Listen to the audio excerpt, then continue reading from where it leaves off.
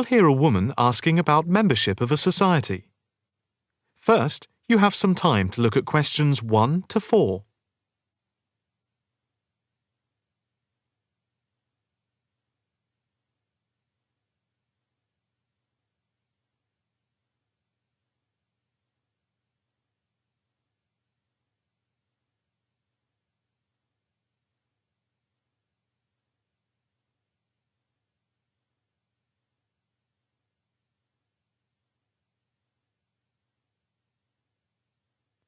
You will see that there is an example which has been done for you.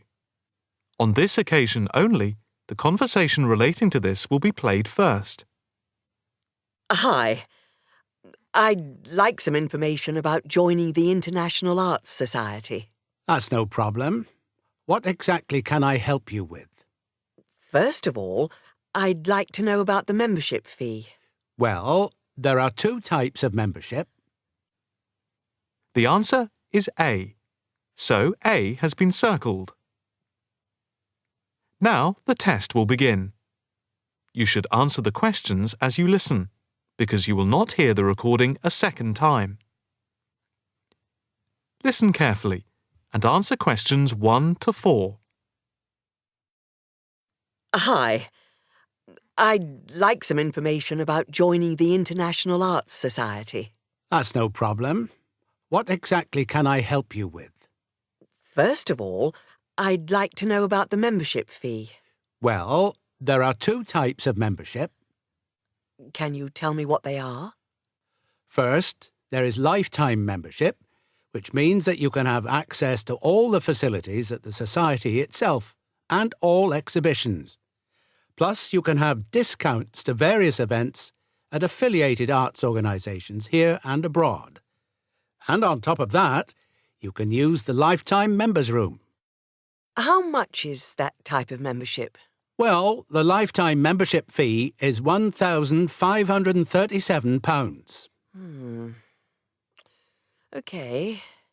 It's rather a lot to pay in one go. What about the other membership? The ordinary membership, that's £193 per year.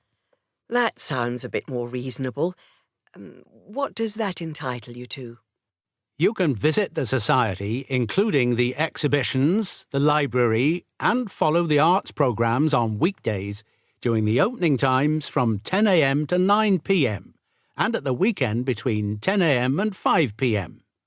On Saturday, if there's a special event like a lecture or restricted showing of an exhibition, then it opens until 9 p.m. So, what is the difference between this and the lifetime membership? In the long run, you save money as you're making a one-off payment, and you have exclusive use of the lifetime members' room. OK. What arts programmes do you run? Well, the Society has a very extensive programme to cater for all tastes. There's a series of exhibition rooms for the permanent collection of paintings, watercolours and sculpture. And then there's a new exhibition area which opened at the beginning of the year. And we run a series of courses and lectures to go with the exhibitions. Can I ask about the lectures? What is scheduled for this year? The latest list is in this leaflet. Oh, yes. That looks very good. Are all the exhibitions, etc., free if I join? Yes, everything is free. That's fair enough. I think in that case I'll join. Before you hear the rest of the conversation, you have some time to look at questions 5 to 10.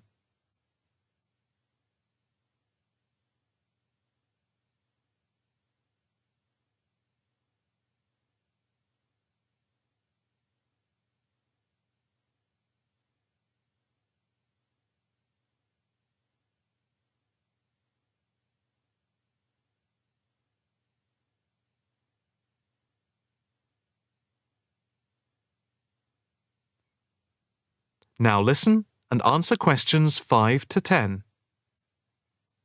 I just need to take your name, address and telephone number. First, your name. Margaret Rochester. I take it that's Rochester. Yes, that's it. And the address? It's 55 Stone Avenue. OK. Avenue. And the postcode? Let's see. It's MA7 4PQ.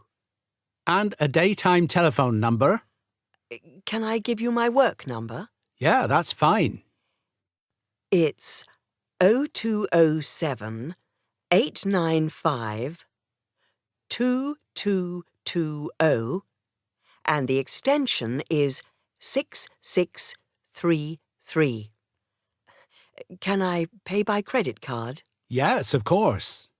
Do you want to pay for the full year at one time or by monthly instalments? You pay £4 extra a month if you pay by instalments. OK. I think I'll pay by monthly instalments. Right. If you just complete this form, then we can set up the monthly payments. OK. If you just put your PIN number in the machine, I can deduct the first month's payment. Right. That's gone through. Here's your card. I now just need to take your photograph over here, and then I can put it on your membership card. OK. That's it. I'll just print out your membership card. Right, here you are. Thank you.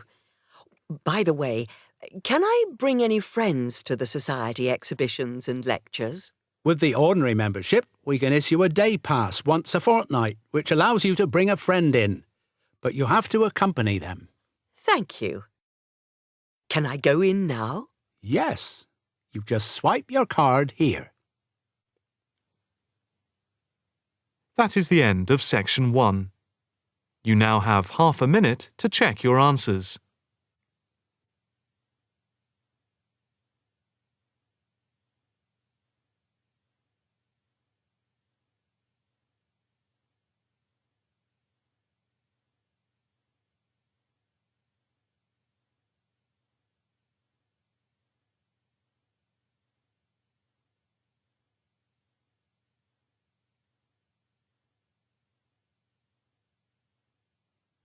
Now turn to section 2.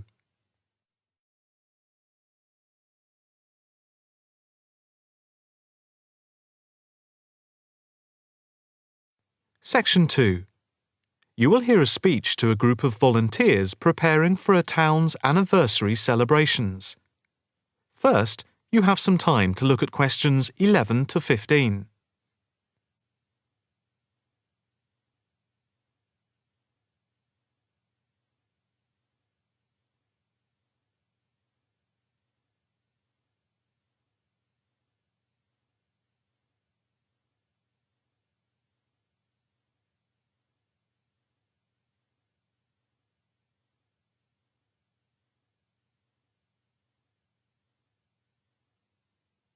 Now listen carefully and answer questions 11 to 15.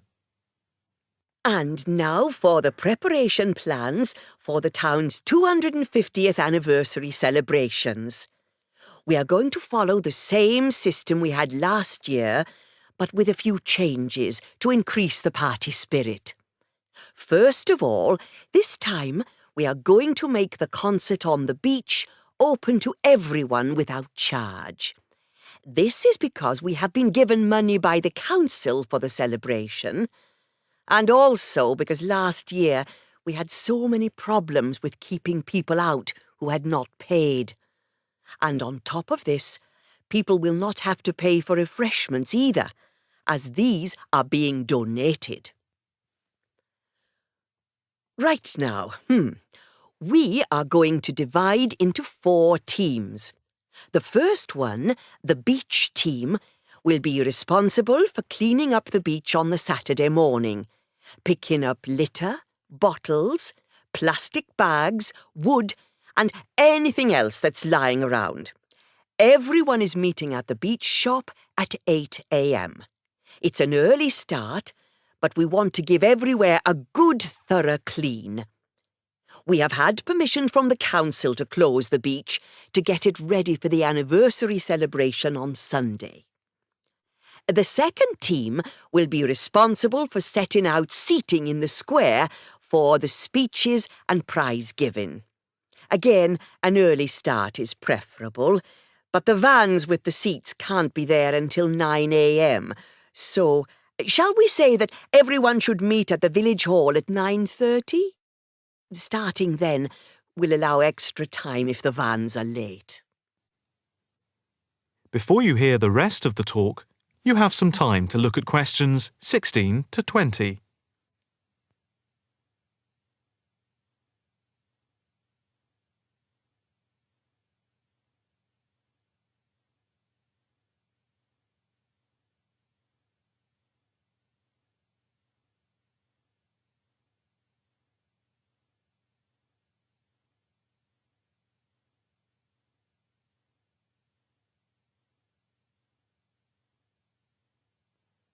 Now listen carefully and answer questions 16 to 20.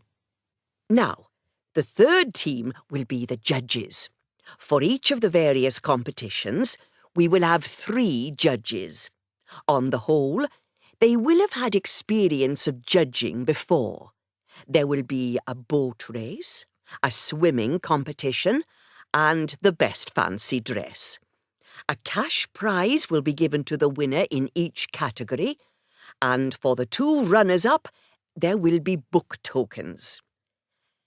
There is a sponsored mini-marathon, and by the deadline, lunchtime today, we had 263 applicants, with ages ranging from 15 to 60. That's 80 more than last year. Each entrant has paid a £20 registration fee to enter, and all the profits will go to the local children's hospital to help fund much-needed specialist apparatus. The fourth team consists of the wardens for the day itself. We are expecting at least 10,000 people, if last year is anything to go by. The fields near the entrance to the beach can be used as car parks, and we need wardens to help make sure the actual parking is more organised than last year, which was a mess. We also need someone to be in charge of the first aid, which will be at the entrance to the beach. Finally, we need some volunteers for the clean-up. Last year we didn't do this very well, and so the council has agreed to provide large bags to collect all the recyclable material like glass and plastic, etc. But we have to deal with the rest, like leftover food, ourselves. We don't want to leave piles of rotten food around or dangerous bottles. That is the end of section 2. You now have half a minute to check your answers.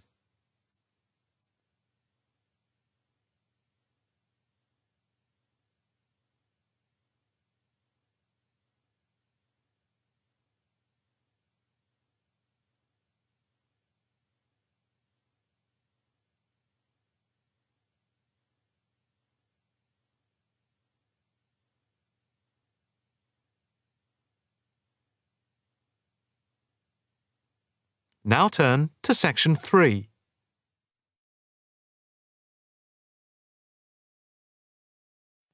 Section 3. You will hear a female and a male student talking about the mock exams that they have just taken. First, you have some time to look at questions 21 to 25.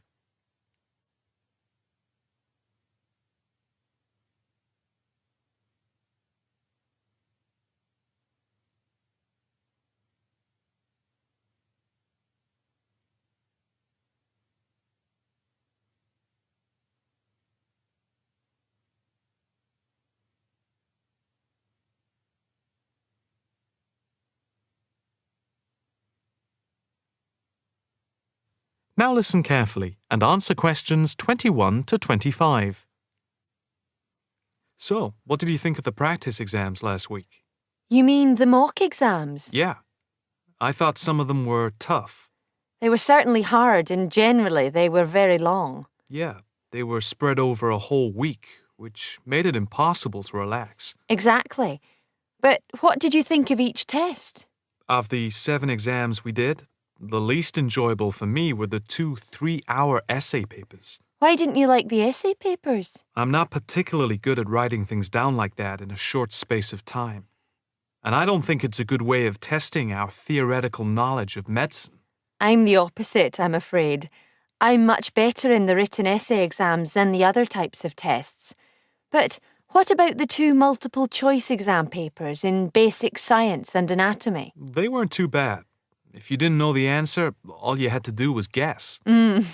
That's okay, but I never feel comfortable with guessing.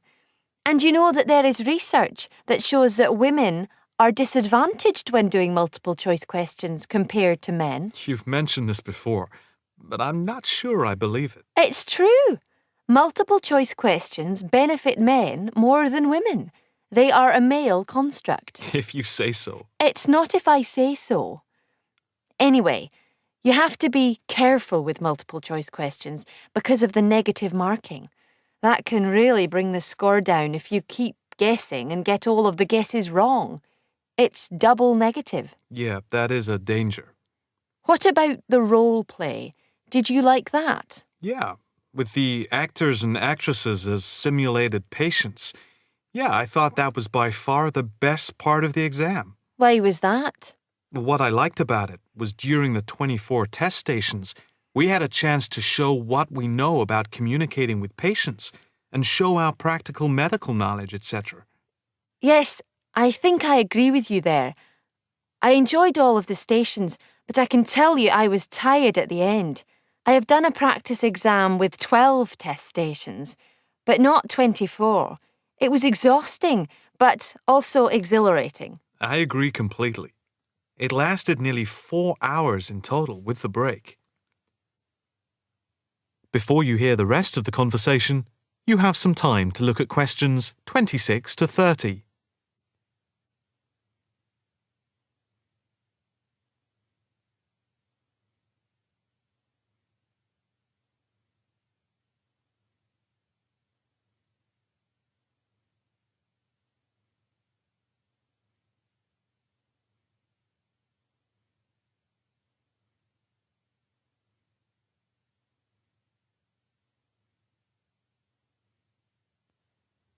Now listen carefully and answer questions 26 to 30.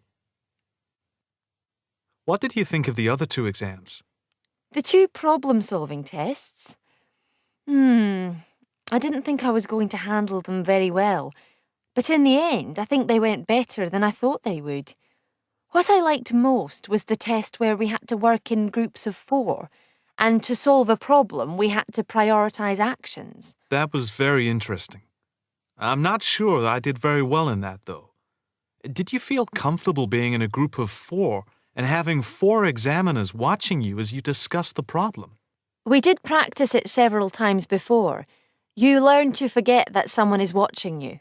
But some people are better at speaking in group situations like that, and they get the best marks. The test doesn't just assess whether people can talk a lot.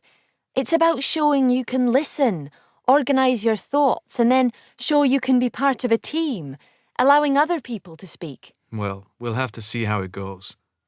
When do the results of the mocks come out? They said next week, and then it's the finals 2 weeks later. Yeah, we've got that to look forward to. What is the policy on resits? Why? Are you planning to fail? No, but, well, you know what I mean. The resits are held in September, and if there is any problem after that, it goes to appeal. We'll just have to make sure we don't fail any part of the whole examination. I certainly wouldn't want to do any of it again. Me neither.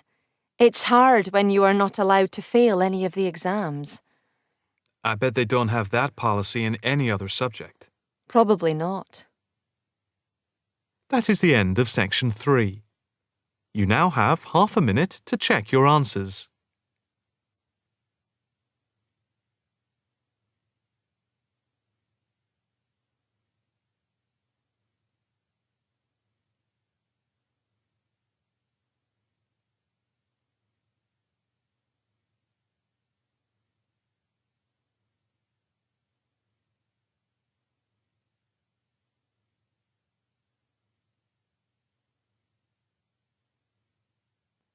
Now turn to Section 4.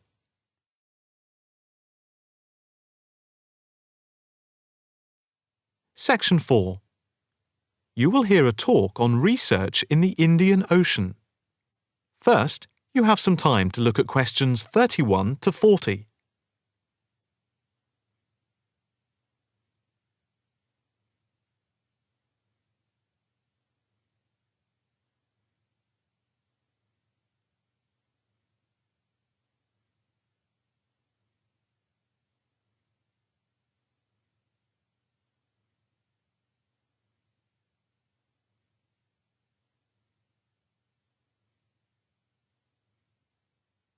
Now listen carefully and answer questions 31 to 40. In this, the first lecture in our series on the changing face of the oceans of the world, we are going to look at the Indian Ocean, into which the Oceanography Department at the Institute here in Australia has been doing pioneering research over the past 5 years.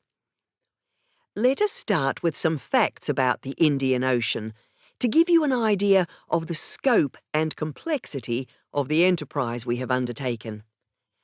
As you can see from the diagrams here on the screen, showing the relative size of the planet's 5 oceans, the Indian Ocean comes third after the Pacific and Atlantic Oceans, but is larger than the Southern Ocean and the Arctic Ocean. On this slide, you can see that the Indian Ocean is different from the 2 larger oceans in that it is landlocked to the north and does not extend into the cold regions of the North Pole. Covering some 73,440,000 square kilometres, the ocean constitutes approximately 1/7 of the Earth's surface and about 20% of the world's total ocean area. At the equator, it is around 6,400 kilometres wide, with the average depth being about 3,400 metres, and with the deepest point being the Java Trench at 7,450 metres. Flowing into the Indian Ocean, we have some of the world's greatest rivers. The Zambezi here, the Ganges here, the Indus, the Brahmaputra, and the Tigris-Euphrates just here. The 2 largest islands in the Indian Ocean, Madagascar, here off the coast of Africa, and Sri Lanka, here off the southern tip of India, are structurally parts of the continents of Africa and Asia, while islands like the Seychelles are exposed tops of submerged ridges. The Maldives are low coral islands, and Mauritius and Réunion are volcanic cones. The surface waters of the ocean are warm, except where the ocean touches the cold waters to the south. A network of scientists, mainly oceanographers and meteorologists from around the world, are monitoring changes in the ocean's temperature and acidity, especially where it meets the Southern Ocean, in order to see how global warming is having an effect on the waters there. An assessment is also being carried out on how this is impacting on low-lying habitats and peoples in the more populated coastal regions around the rim of the ocean. In the warmer north, islands are vulnerable to even the subtlest changes in sea levels and tides, so they are being closely watched. Moreover, a close eye is being kept on wind changes, especially alterations to the monsoon rains, typhoons, cyclones, and any other natural phenomena. In addition to the information sent from the ship that we have stationed off Antarctica, in the south of the Indian Ocean, data are being transmitted round the clock from buoys anchored at various points around the ocean. 5 of these buoys are observing ice packs and icebergs coming into the Indian Ocean from Antarctica. Besides the buoys, data on cloud cover and wind and temperature change are received by satellite. Satellite images are also being used to record the size of the icebergs from the moment they break off from Antarctica. Their course is then mapped as they move out into the Southern Ocean. Here at the Institute, the raw data from the various sources are received and the information is then constantly processed by a bank of computers.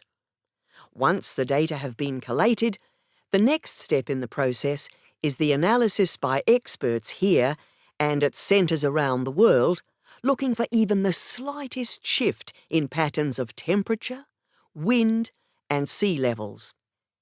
In the light of the fact that this is a global enterprise, the Institute is staffed 24 hours a day with researchers working in shifts, and we are in constant contact with centres all around the world. In total, 900 experts from around the globe are involved in the programme. The work at the Institute is now into the 5th year of a 10-year data collection, which began in 2003.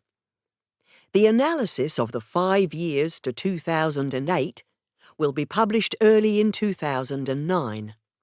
However, changes in patterns are already being noticed since the data have been gathered. That is the end of section 4. You now have half a minute to check your answers.